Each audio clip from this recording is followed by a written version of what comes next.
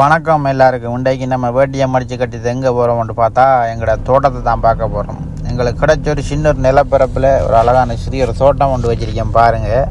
நிலம் போதிய அளவு இல்லாத காரணத்தால் வாட்டர் கேன், பூச்சாடி இதில் எல்லாம் மண் போட்டு நாங்கள் கொஞ்சம் தோட்டம் கொண்டு வச்சுருக்கோம்.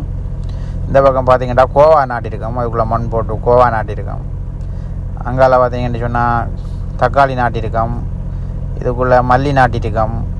இந்த வாட்டர் கேனுக்குள்ளே கொச்சி மரம் நாட்டியிருக்கோம். இது வெங்காய செடி. அந்த பக்கம் பார்த்திங்கன்னா மண் போட்டு கோவா நாட்டியிருக்கோம். பேக்கில் மண் வச்சு கோவா நாட்டியிருக்கோம். இது மட்டும் இல்லாமல் இன்னொரு சைட்லேயும் நாங்கள் நாட்டியிருக்கோம். எங்களுக்கு கிடைச்ச சிறிய நிலப்பரப்பில் மிக்சிங்கில் எல்லா செடியும் வச்சுருக்கோம். வாங்க அடுத்த பக்கம் போகலாம். அடுத்த பக்கம் கொஞ்சம் நாட்டியிருக்கோம், அதையும் கொண்டு காட்டுறோம் பாருங்கள். இதுக்குள்ளே சோளம் நாட்டியிருந்தோம் நாங்கள். இதுதான் அந்த சோளண்ட அடிக்கட்டை.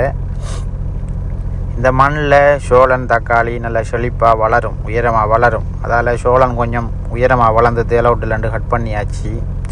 இது மட்டும் இல்லாமல் இன்னொரு பக்கம் நாட்டியிருக்கோம். அங்கே போய் பார்க்கலாம். அதை ஃபுல்லாக தக்காளி செடியாக நாட்டி வச்சுருக்கோம் அந்த ஏரியாவில். இது ஃபுல்லாகவே தக்காளி நாட்டி வச்சுருக்கோம். பாருங்கள் இப்படி வளர்ந்துருக்குன்ட்டு சொல்லி. தக்காளி காய்ச்சிருக்கு. ஒரு 2 கிழமையால் தக்காளி அறுவடை செய்யலாம். அறுவடை செஞ்சு சமைக்கலாம். இங்கே பாருங்க தக்காளி காய்ச்சிருக்கு. ஒரு 2 கிழமையால் அறுவடை செய்யலாம்.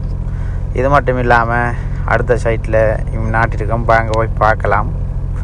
அங்கால நாட்டிக்கிறதெல்லாம் கொடி வகை. எங்களுக்கு கார்டனுக்காக ஒதுக்கப்பட்ட இடத்துல மரக்கறியை நாட்டி வச்சுருக்கோம் நாங்கள். இதை பாருங்கள், இது முருங்கை மரம் நாட்டி வச்சுருக்கோம். மற்றது அவரைக்கொடி, சொரக்கொடி நாட்டி வச்சுருக்கோம். இது மட்டும் இல்லாமல் இன்னொரு ஏரியாவிலையும் பூமரம் கொஞ்சம் நாட்டியிருக்கோம் பாருங்கள். இதுதான் நாங்கள் சாமி காஞ்சி வைப்போம். இந்த பூ தான் பாருங்கள். அடுத்த பக்கம் சிவரோரமாக பாருங்கள் கத்தரி நாட்டி வச்சுருக்கோம். கத்தரி செடி காய்ச்சிருக்கு. அது ஒரு 2 கிழமையால் நாங்கள் அறுவடை செய்வோம். எங்களோட தோட்டம் உங்களுக்கு பிடிச்சிருந்தா லைக் பண்ணுங்கள், கமெண்டில் சொல்லிட்டு போங்க. மீண்டும் அடுத்த வீடியோவில் சந்திப்போம். பாய் பாய்.